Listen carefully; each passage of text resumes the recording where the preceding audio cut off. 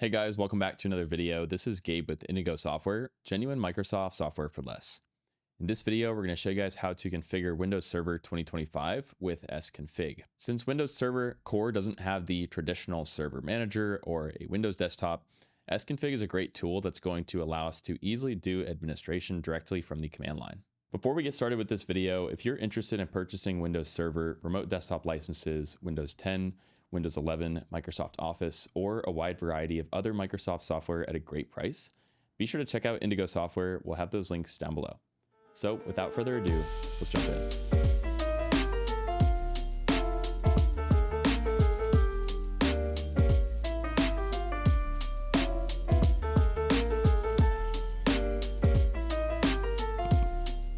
All right, guys, I've got my server standard core. This is Windows Server 2025 standard. And then the first thing I need to do here is I need to log in as an administrator. And we are logged in. And here we go. We're inside of our command prompt, our command line. We can see Sconfig is loading by default. I'm just making sure my text size is big enough here for you guys to see everything.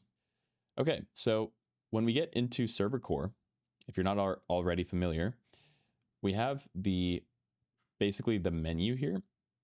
And Sconfig is the built-in configuration tool for Windows Server Core. So we can see the name of our computer. We can see a few things here. We have basically a quick access menu that will allow us to get to the network settings, date and time settings, and a few other settings as well. So we can see computer name is listed as number 2. Let's go ahead and start with that. I'm going to press 2, just simply type in 2 on my keyboard, and I'll hit enter. For this, I'm going to type in a simple name. I'm going to call this Indigo Server Core. Maybe I'll do 2025. Okay, that looks good to me. I'll press enter. Note the message here. It's saying that the NetBIOS name of the computer is limited to 15 bytes, which is 15 characters. And the name will be shortened to Indigo Server Core, COR, which may cause conflicts under the NetBIOS name resolution. Do you wish to continue? So we're basically getting a character limit. I'll hit Y and I'll press enter. And then it wants us to confirm again. So the first Y is the first confirmation. The second Y is the second confirmation. I can restart now, or I can hit no. So this is just telling us whether or not we want to restart. I'm going to go ahead and hit no, and we'll do a restart later.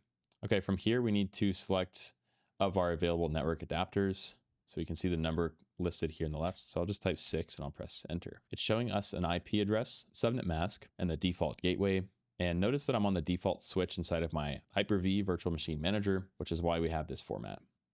So what I'd like to do in this case, now we've got, again, 1 through 4, whether we want to rename, clear DNS, set DNS servers, or set network adapter address.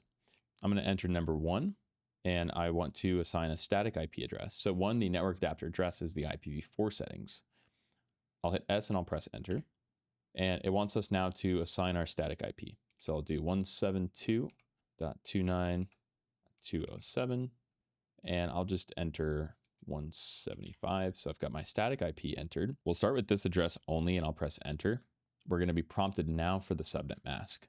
So this will be for me 255.255.240.0.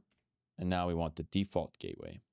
And with that, I'll hit enter one more time. And here we can see that we have successfully released the DHCP, enabled static addressing, set the gateway, and set the network adapter address.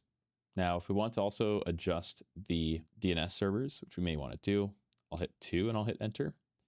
First DNS server, I'll go ahead and type that in. And then an alternate, I could either leave blank or I could type one if I want. Same thing for 3, and then I can press enter to continue. All right, guys, so let's go ahead and join the computer to the domain. I went ahead and made a small change. The change that I made was setting my primary DNS server on Windows Server Core to the domain controller's IP address. So once I've done that, I'll be able to join this to the domain controller. So I could do that by pressing 1. I'm going to select a D for domain. And here's where we actually enter our domain. So my domain controller is indigosoftware.com. Note that this is not our actual domain. This is a demonstration domain.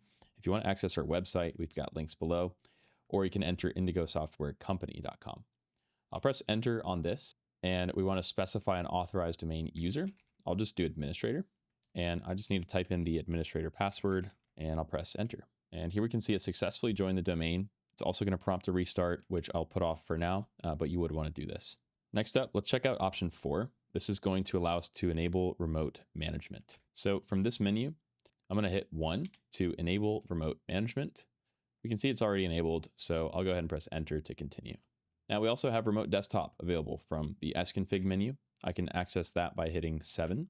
We can see remote desktop status is currently actually disabled. If we want to enable this, I'll simply type in E and I'll press enter. Here we have 2 options. It says allow only clients running remote desktop with network level authentication, which is more secure. And then option 2 is to allow clients running any version of remote desktop. Let's go with option 1. And that was successful, so let's go ahead and press enter. The next thing I wanted to show you is Windows updates. We can access update settings by pressing number 5. Here we have automatic, download only, or manual. For this, I want to select automatic. We also have 5, which is opt into Microsoft Update. We've now successfully configured our update setting. Okay, next up, we've got a simple one here. This is the time zone, which we can access date and time by pressing number 9. This is going to pull up this little wizard right here. Apologies if it's a little bit small and difficult to see, but we can simply just click here to change our time zone. It's currently set to Pacific time, which I am not in. I'm actually in Central time. So we have Central time, US and Canada, and I can just press OK. And if you made a change, you would hit apply and then OK. Now, another thing we've got available from here is Windows activation. So if I press 11, let's go ahead and first off display our license information. So it's showing us a partial key and it's returning the status as licensed. If you are not licensed, we could press 2 to activate Windows. If I hit 3, I'll be able to enter a product key right here, and then I could simply run that. I'll hit enter, leaving it blank. And the last thing that we wanted to show you is that we can simply exit anytime and go back to our command line by pressing 15. All right, guys, so that's going to do it for today's video. If you have any questions about anything we covered, feel free to drop those in the comments below, and we'll get back with you as soon as we can. Again, if you're interested in purchasing genuine Microsoft software at a great price, be sure to check out Indigo software. We'll have all those links in the description as well. As our channel continues to grow, we're constantly looking for new video topic ideas. If you have any ideas of your own, we'd love to know what those are. Most viewer commented video requests get made into actual videos on our channel. Lastly, a like and subscribe would be greatly appreciated as it helps to support our channel. Thanks again for watching. We'll see you guys next time.